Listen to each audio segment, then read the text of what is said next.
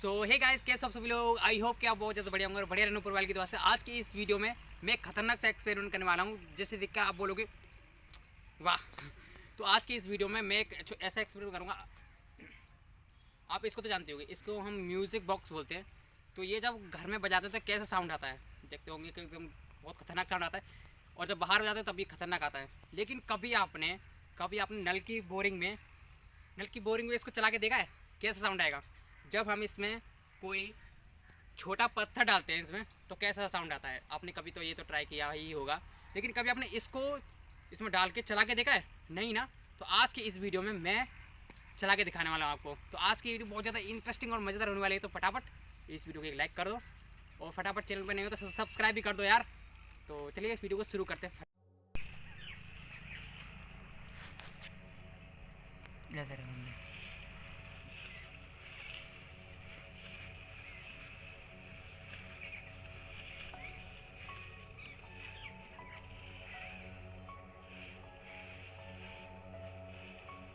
काफ़ी इतना गहरा है, बहुत है। Disconnected. अरे घाड़